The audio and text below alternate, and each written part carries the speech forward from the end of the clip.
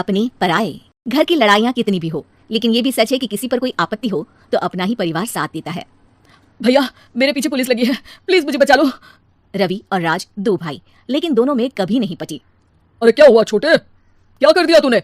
अरे कुछ नहीं भैया, मेरा दोस्त है ना राजू, वो मुझे लेकर बैंक गया था। मुझे नहीं पता भैया कि वो वहाँ बैंक लूटने जा रहा है। मैं उसके साथ बैंक में घुसते ही सीसीटीवी कैमरे में दिख गया हूँ। अब पुलिस मुझे ढूंढ रही है भैया, मुझे बचा लो। राज कुछ सोचता है, फिर कहता है ओके तुम यही रुको, मेरा एक दोस्त पुलिस में है, मैं बात करता हूँ। तभी वहाँ रवि की बीवी राज की बीवी के साथ आ जाती है। तुम लोगों के घर जब तक पुलिस का आना जाना है, बच्चों को यहीं छोड़ दो, उन पर असर ठीक नहीं पड़ेगा। तभी वहाँ पुलिस आ जाती है।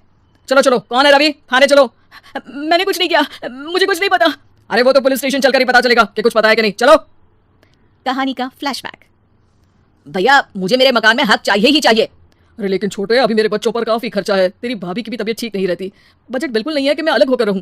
देख लो भैया, 1 महीना है तुम्हारे पास, जल्दी से घर खाली कर दो। अरे कैसी बात कर रहे हैं भैया, मेरे शरीर में अभी इतनी हिम्मत भी नहीं कि घर को खाली करे। तो क्यों अपना पोषण बेचा भाभी? अरे तुम तो जानती हो, पिताजी की बीमारी के कारण उन्हें हमारी जरूरत थी, कैसे आते पैसे। ससुर जी तो बूढ़े थे भाभी, उनकी बीमारी में भी पैसे लगाना कौन सा अकल का काम था? तो क्या पिताजी को मैं मरने के लिए छोड़ देता? अरे रवि तू तो समझ, पापा को हमारी जरूरत थी, उन्होंने हमारे लिए हर वो काम किया जिससे हमें खुशी मिले। बैक टू रवि जो जेल में बैठा है। ये मैंने क्या कर दिया था? मैं ना पिता का हुआ ना ही भैया का, मेरे साथ जो हो रहा है ठीक ही हो रहा है। तभी वहां पुलिस वाला आता है। रवि तुमसे कोई मिलने आया है। भाभी आप यहाँ क्यों आई? पुलिस स्टेशन है ये भाभी।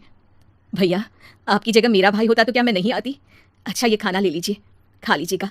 आपके भैया लगे हैं वकीलों और पुलिस वालों से बात करने में, डरने की कोई बात नहीं। जब आपने गुनाह किया ही नहीं तो सजा भी नहीं मिलेगी। रवि भाभी को देखकर रोने लगता है। घर में साक्षी चुपचाप बैठी होती है कि तभी सोनम कहती है, अरे साक्षी क्या हुआ, परेशान क्यों हो रही हो?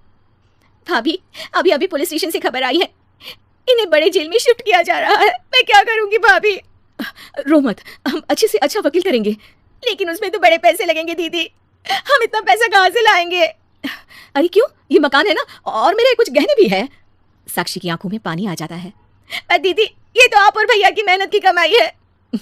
पापा के बाद भी तो हम लोगों का सब खत्म हो गया था, पापा को तो बचा नहीं पाए, लेकिन भैया को जरूर बचा लेंगे, और भगवान चाहेंगे ना तो दोनों भाई मिलकर इससे भी बड़ा मकान खड़ा कर लेंगे। साक्षी।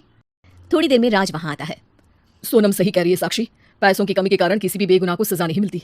राज एक अच्छा सा वकील करता है। सोनम और साक्षी बचाए पैसे और अपने गहनों को बेचकर रवि का केस लड़ते हैं और जल्द ही रवि जेल से बाहर आ जाता है। रवि राज को गले लगाकर कहता है, भैया मुझे माफ कर दो, मुझे साक्षी ने सब कुछ बताया है। भैया आपने मुझ पर विश्वास किया, मेरे लिए दिन रात मेहनत की, भाभी ने अपने गहने तक बेच दिए। भैया आपने तो पापा के लिए भी पैसे नहीं देखे, लेकिन मैं बहुत ही सेल्फिश निकला। भैया एक आखिरी बार मुझे माफ कर दो, मैं शर्मिंदा हूँ। अरे भाई अपने तो अपने ही होते हैं, पापा ने हमारे लिए क्या नहीं किया ये तुम्हें बताने की जरूरत नहीं है मुझे। और फिर तू तो मेरा भाई है, पैसे से बढ़कर रिश्ते होते हैं भाई।